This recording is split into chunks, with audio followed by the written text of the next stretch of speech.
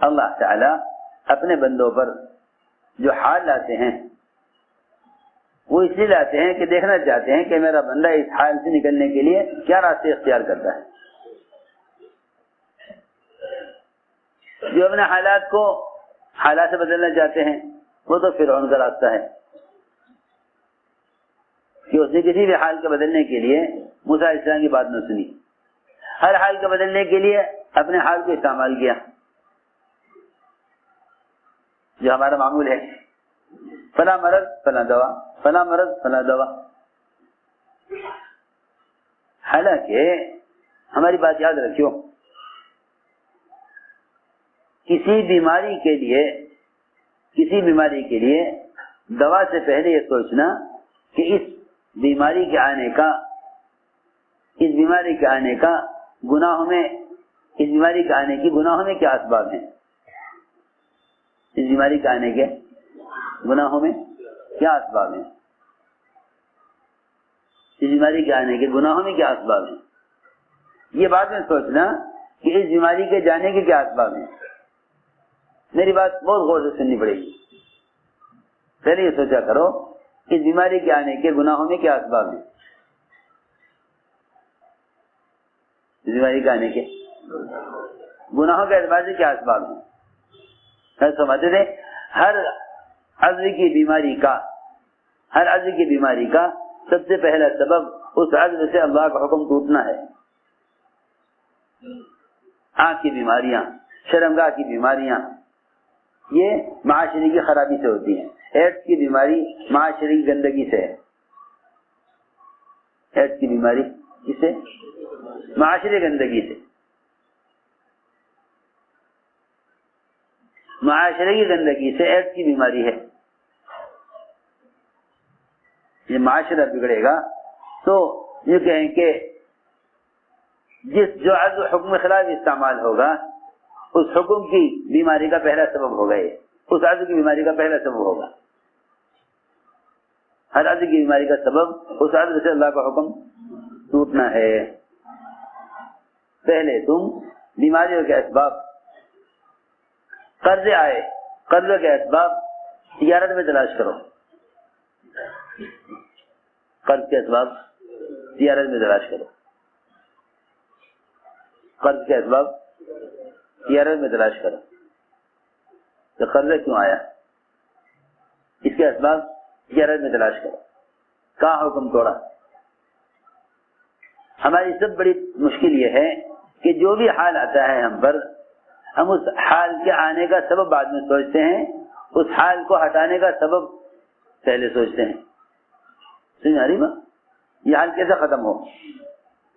تو بیچارے بعض تو ایسے ہیں جن گناہوں کی وجہ سے حالات آتے ہیں وہ انہی گناہوں کو زیادہ کرتے ہیں. سنو تو صحیح. سود پر کاروبار شروع کیا. جو قرضہ سود کی وجہ سے آیا، اس قرضے کو اتارنے کے لیے پھر سود لے لیا. صحیح. بیماری کا علاج بیماری کے اسباب سے. بیماری کا علاج بیماری کے اسباب سے. سوچنے کی بات، جس سبب سے بیماری آئی ہے اسی سبب اختیار کرتے ہیں بیماری کے علاج کے لیے. ہے وہ قسم جو اپنے حال کو حال سے بدلتی ہے.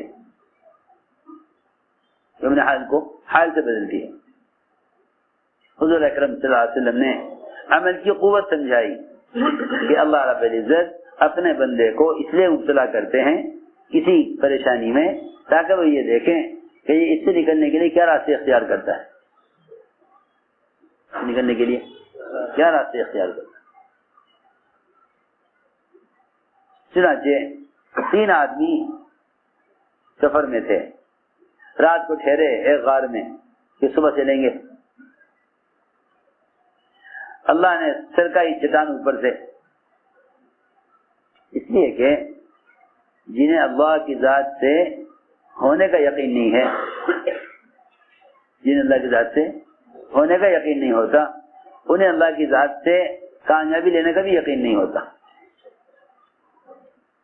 کیونکہ جو ناکامیوں کو اللہ کی طرف نہیں منسوب کرتے وہ اللہ سے کامیابی بھی نہیں لے سکتے.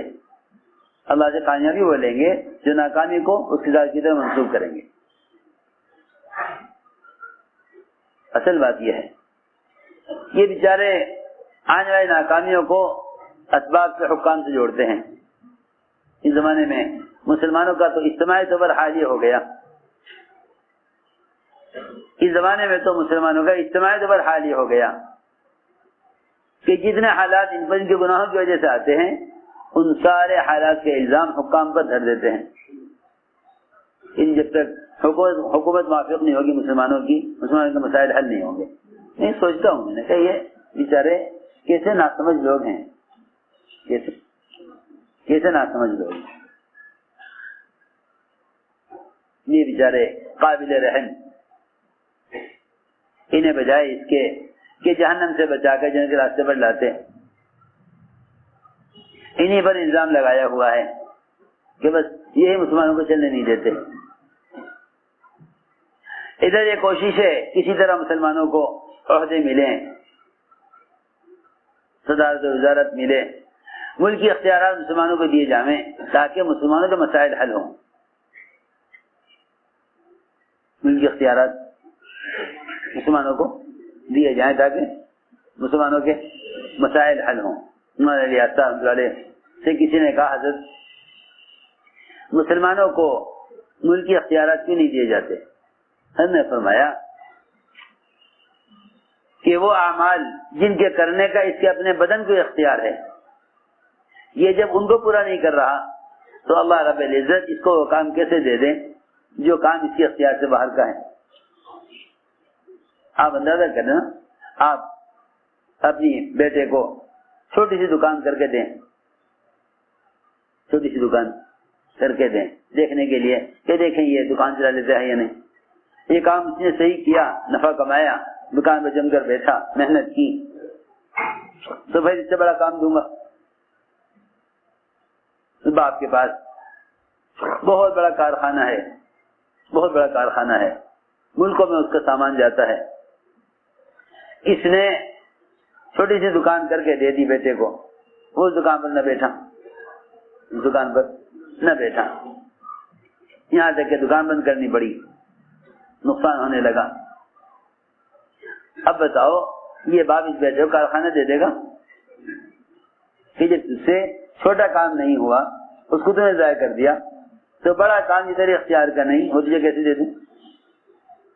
یہ حال مسلمانوں کا ہے. چاہتے پہلے ہمارے ہاتھ میں اختیارات آ جائیں سر اسلام قائم کر لیں گے، پھر ہم اسلام قائم کر لیں گے. اسی جارے کوشش میں سب کچھ چھوڑ کے اس کوشش میں لگے ہوئے ہیں کہ پہلے میں اختیارات حاصل ہوں.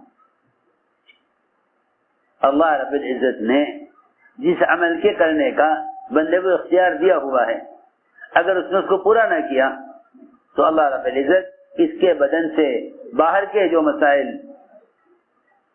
اور اس کے بدن سے باہر کے جو کام ہیں اللہ تعالیٰ اس سے اس کی مدد نہیں کریں گے. پہلے تم وہ تو کر لو جس کا تمہیں اختیار حاصل ہے.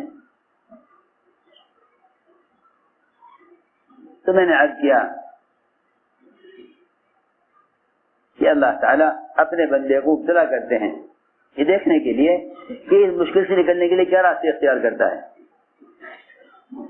اگر راستے اختیار کرے محض اسباب کا تو پھر اللہ رب العزت ناکامی کا اسباب لاتے ہیں. اگر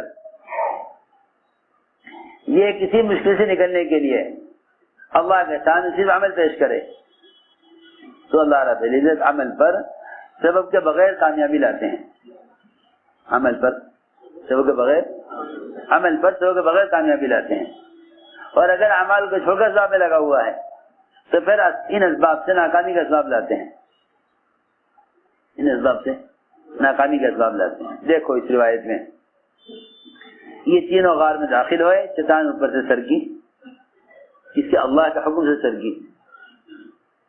یوں نہیں کہ دنیا میں جو کچھ ہو رہا ہے وہ تو خود بخود ہو رہا ہے، اس میں کامیابی لانے کے لیے اللہ کے حکم سے ہوگا. نہیں، ایسا نہیں ہے، بلکہ پہلے ناکامی کو اللہ کی طرف منسوب کرو، سمجھ میں آ جائے گا کہ اللہ ناکامی کیوں لائے ہیں، اللہ ناکامی کیوں لائے ہیں۔ یہاں تو اپنی اعمال کا خیال اسے نہیں آتا کہ ناکامی کو اللہ کی طرف منسوب نہ کیا۔ اس زمانے میں ہر ایک ناکامی کا الزام دوسرے کو دے رہا ہے۔ حکومت کا نقصان ہو تو پبلک پر الزام، پبلک کا نقصان ہو تو حکومت پہ الزام، انہی دونوں کے درمیان جھگڑے چلتے رہتے ہیں۔ پبلک کا نقصان ہو تو حکومت پہ الزام، حکومت کا نقصان ہو تو پبلک پہ الزام۔ اللہ کا کوئی ذکر نہ یہاں نہ وہاں، اللہ کا ذکر نہ یہاں نہ وہاں، اللہ کا کہیں ذکر نہیں ہے، نہ ناکامی کے آنے میں ذکر اللہ کا، نہ کامیابی کے آنے میں ذکر۔ کیونکہ جب ناکامی کے آنے میں اللہ کا ذکر نہیں ہوگا تو ناکامی کے اسباب کا خیال بھی نہیں آئے گا کہ ناکامی کیوں آئی۔ ناکامی کے اسباب تو ان کو یاد آئیں گے جو حالات میں اللہ کو یاد کریں گے۔ اللہ انہیں بتائے گا کہ کس گناہ کی وجہ سے آئے، کس گناہ کی وجہ سے ناکامی آئی ہے۔ جو ناکامی میں اللہ کو یاد نہیں کریں گے انہیں ناکامی میں گناہ کبھی یاد نہیں آئیں گے۔ ناکامی میں اللہ کو یاد کرو، اے اللہ یہ ناکامی کیوں آئی، اللہ بتائیں گے فلاں گناہ کی وجہ سے آئی۔ چنانچہ چٹان کو ہٹانے کیسے، یہ تو ممکن ہی نہیں چٹان سے رک جائے۔ تینوں بیٹھ گئے سر جوڑ کر کہ دیکھو آج اس غار سے اگر تم اس موت کے کنویں سے، اس موت کے منہ سے بچ سکتے ہو، ایک ہی راستہ ہے، ایک ہی راستہ ہے، صرف ایک ہی راستہ ہے۔ اللہ کے سامنے وہ اعمال پیش کرو جو تم نے اللہ کے لیے کیے ہیں اور دوسروں کے نفع کے لیے کیے ہیں۔